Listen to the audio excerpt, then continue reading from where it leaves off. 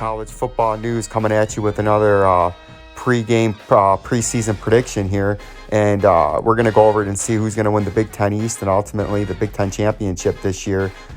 Is it going to be the defending Big Ten champions, Michigan Wolverines, and the fighting Jim Harbaughs, or is Ohio State or another dark horse going to come up and snake out the big dogs, Ohio State, Michigan, right? If you look on the left side of the screen, Michigan's really got three big games: Iowa, Michigan State, and at Ohio State. And that at Iowa game, I think, is a trap game for Michigan because it's a house of horrors out there when the Fighting Wolverines go out to Iowa City and play the Iowa Hawkeyes, especially at night, but even at noon. It is a house of horrors. And you can see the quarterback competition this year with Cade McNamara. You can see Cade McNamara threw for 2,500 yards with a 64.2% completions, which is good. Not a lot of yards. 7.9 yards per play. It's kind of not that many big explosive plays, right? Even though they had a lot of explosive plays, mostly on the ground. 15 TDs to only 6 picks.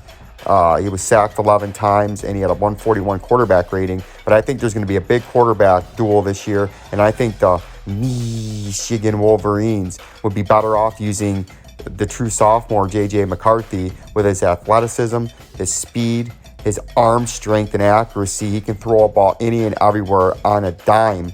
But Cade McNamara was voted a team captain and was a steady rock last year to help Michigan go to the college football playoff and hoist that coveted Big Ten championship outright for the first time since 2003 when they took down the defending national champion Ohio State Buckeyes in 2003 in Ann Arbor, right? But I think Michigan's going to have an explosive offense this year. And with that explosive offense, the Michigan Wolverines are going to have to score a lot of points this year. They had a solid defense last year, one of the best in the country, with 2 top 10 picks on the defensive line. Another first-round pick and safety in Daxton Hill. And they had many other dynamite defensive players, but I think they're going to take a step back this year, and I think we're going to need the athletic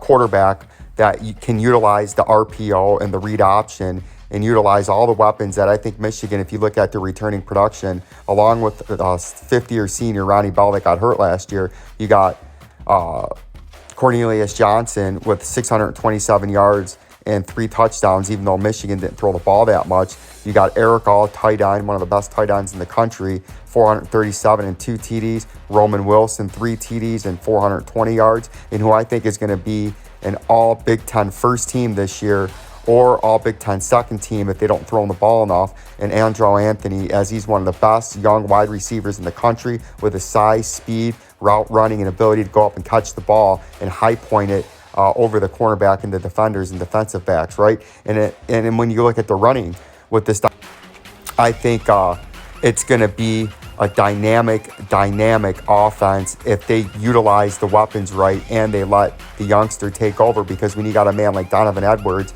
you have a power back in Blake Corum. Even though he's small, he's got power and speed to take it to the house. Great vision, a good pass protector, right? You got him to rocket up the middle. You can have a dual back. You can have 2 backs in the backfield, or you can put Donovan Edwards with that speed and the best catching wide receiver out of the backfield in the country. You can put him in the slot, and you have so many weapons and so many formations and so much explosiveness and speed and talent on that side of the ball. I think Michigan's going to have to win shootouts this year. I think Michigan's going to have to open up that offense. Yes, they got a great running game, but you're going to have to utilize your weapons, your playmakers that you have coming out of the backfield and the wide receivers, along with great tight ends, right? I think it's going to be a very interesting season to see how this plays out. And I see the Michigan Wolverines having a great season and going to end up, I believe, going to be at the top of the conference, fighting for a college football playoff this year and try to win a national championship. Although I don't think they have the talent to win the national championship, I definitely think they have the talent to get to Indianapolis. And I think they have a very, very high chance to get there. The sexy pick is the Ohio State University Buckeyes, right? Because they've won 5 out of the last 6 and 13 out of the last 15 or something like that, right? But you can see Roman Wilson's speed right there. And along with Ronnie Bell coming back, a senior that got hurt last year, earlier in the year, this is going to be I think the best wide receiving core in the country, or a top 5 wide receiving core in the country, and arguably making a run at just as much talent as the Ohio State Buckeyes. And you can see I have Michigan going 11-1 this year, and we're going to get into who wins the Big Ten East and who wins the Big Ten championship. Now we're going to go look at the next team that we're going to take a look at and break down and see how they're going to do this year as the perennial powerhouse, as we finish looking at some of the reigning Big Ten champions, Michigan Wolverines. This next team, the Ohio State University, brother, has been the perennial power in the Big Ten and been at the top of the mountain seemingly every year for the last 15 years, beating any and everybody at home, on the road, at will, taking on all challengers and not giving an inch to anybody. But they were dethroned last year. But you can see their schedule on the left side. They have 3 really tough games. Notre Dame, but I think they're going to beat Notre Dame. You can watch my other video breaking down that game.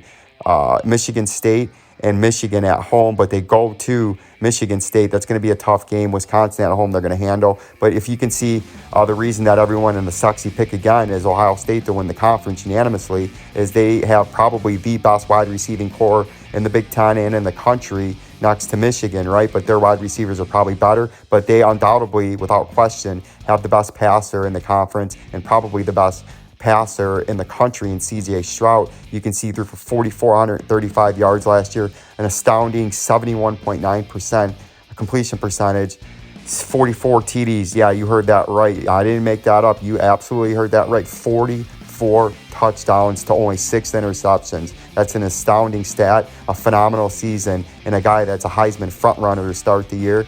And this is the reason when you have a quarterback like this and an offensive line and a stout running game, and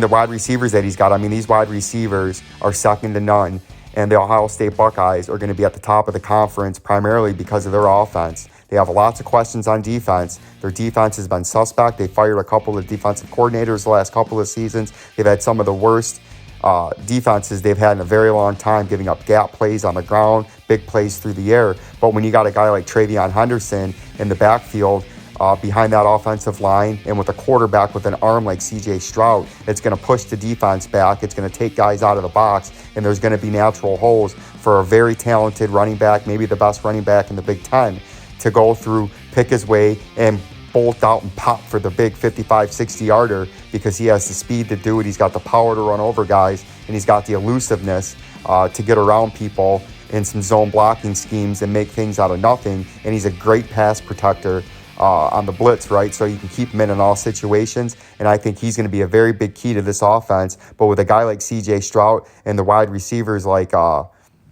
Smith and Jigba that you got on the outside, and a plethora of other ones out there, it's going to be a big, big season for the Ohio State offense. And the big question is going to be in the big games against Notre Dame, against Michigan State, and against Michigan. Can the Ohio State defense get things done, make things happen, get big stops, get turnovers, and stop the big play? That was their Achilles heel last year in the Michigan and Oregon game.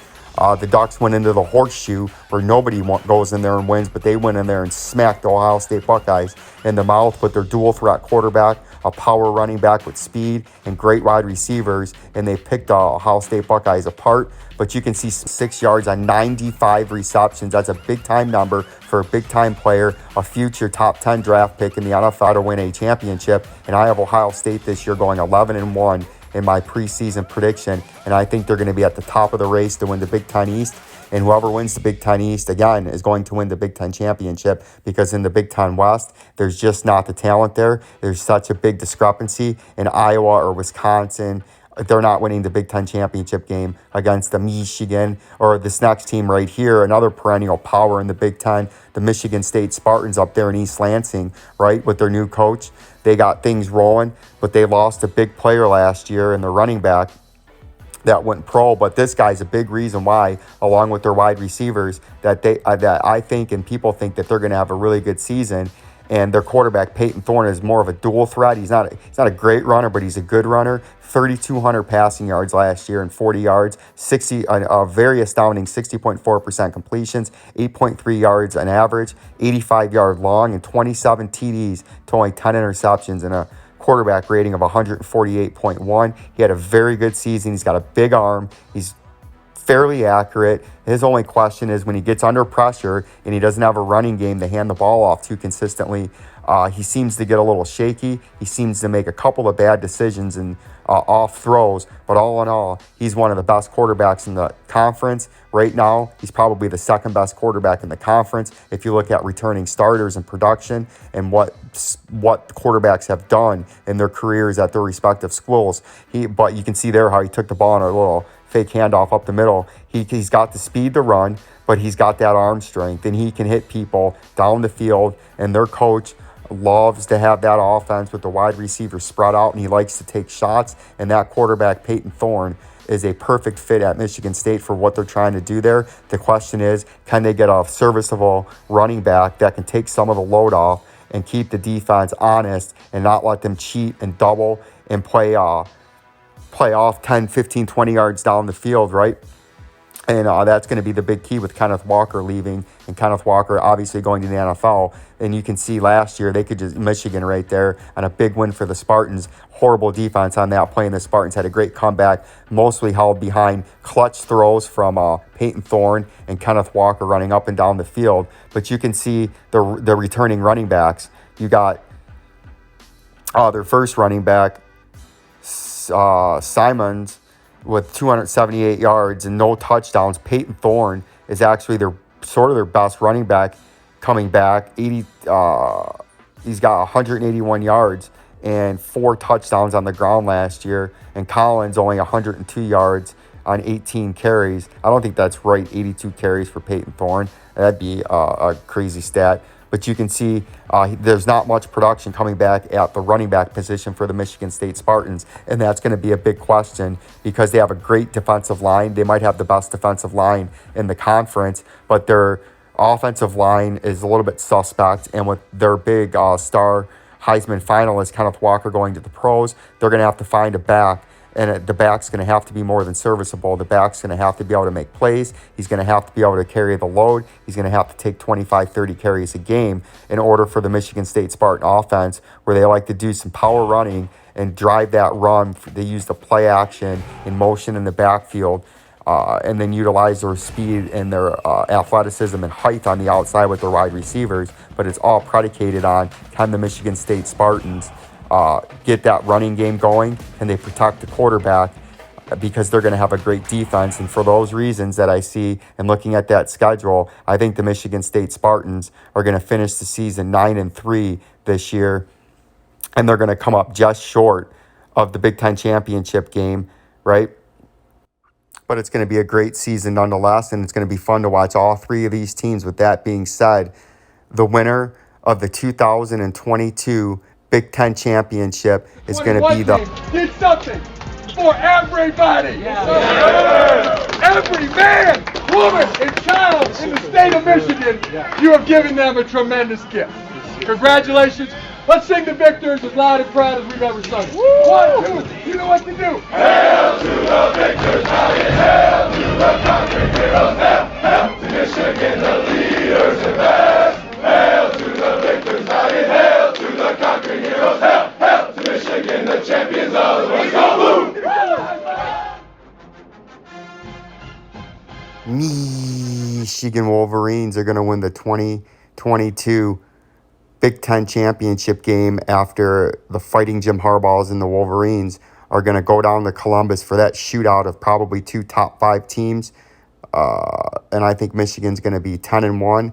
And the Ohio State University, brother, the perennial powerhouse, is going to be 10-0. And for the first time since 2000, the Michigan Wolverines are going to go down to the shoe, and they're going to take out their arch nemesis on their home turf, since Drew Henson was the quarterback with David Terrell when they went down there, and they won a big game for the Wolverines back then. But that's what I think is going to happen. I think the Michigan Wolverines are going to repeat as the Big Ten champions, as they're going to have enough on the offensive firepower, and they're going to have a better defense, I believe, than the Ohio State University Buckeyes. And I think that's going to propel them to winning this championship, along with the linchpin of the Ohio State University quarterback, C.J. Stroud. Even though he's one of the best quarterbacks in the country, he is not a dual threat quarterback. And Michigan killer over the last 15 years playing the team in Columbus, the Ohio State University brother, is their running dual threat quarterback, where they can utilize